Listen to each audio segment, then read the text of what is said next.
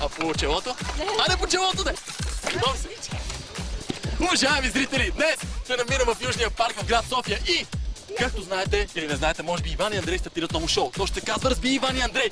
Ще можете да предизвиквате тези двама култови водещи във всякакви дисциплини от живота. Спортни, научни и не знам и аз каквито ви дойдат на къл. Така че, как протича тяхната подготовка и дали още става нещо от тях, а разбереме. Аре!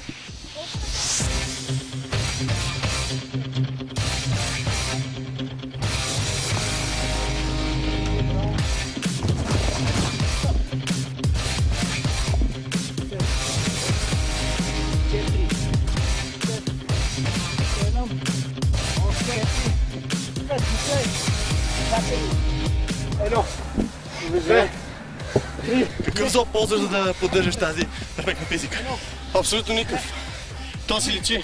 Правя всякакви неща, докато не припадна. Сега се налага да тренираме повече, да пазим режим хранителен, да не пием никакъв алкохол, сексуален, само преди матч. Така каже Димитър Пенев.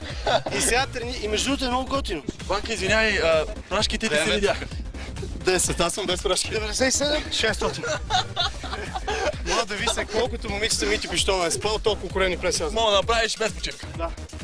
Става ли нещо от тия двамата тук? Ще стане. Ще стане? Абсолютно. В момента са на кантар. Ами не са на кантар, вече са го минали. Средата са минали. Важно е, че имат така силен дух за победа и дават всичко от себе си. 5. 50 сме. Жените не ме желаят, но поне този уред ме иска. Не реагира по никакъв начин. Не реагирах, защото видях, че става въпрос за шоу-бизнес, затова. Така ли? Да не разрушиш имиджа ми на турбомашина. Ти го показваш и без това го демонстрираш добре. Добре, искам да те питам, на какъв спорт или в каква дисциплина би предизвикал Иван и Андрей? Ако ще спечелиш някаква голяма награда. Добър въпрос. Ами мисля, че на бягане, защото предполагам те не са толкова издръжливи. На лафове си издръжливи, ама на тичане са няма. На лафове ги бива. Да.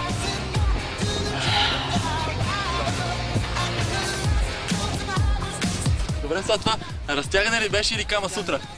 Това е специално разтягане с елементи на Кама Сутра, при което участника изпитва напрежение, но и удоволствие.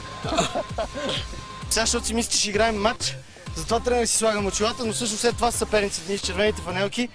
И смятам, че ако им влезем малко по-твърдо в първите минути и им вземем страха, можем да направим хикс. Примерно, ако скъсаш връзките на един. Нещо да кажеш за наградите? Наградите със сигурност ще бъдат много големи и това означава, че състезателите ще имат огромен стимул да играят срещу нас. Кога започва? Предаването започва последната седмица на септември. Последната седмица на септември? Да. В кой ден ще се излъчва? Ще го обявим също следващата седмица. Как можем да се запишем? Има интернет адрес razbi.novatv.bg. Там записваме всички участници, които имат желание да се включат в състезанието, в шоуто. Каза ти, че привличам топ. Да, ама ще ви разцепят. Стискаме им палци, но ние пък няма да се дадем лесно. Хубавото е, че няма да знаем нито една игра, която предстои. Това е самата истина. Редакторския екип крие от нас какви ще бъдат игрите. Ти какви предизвикателства очакваш все пак да отправят към вас?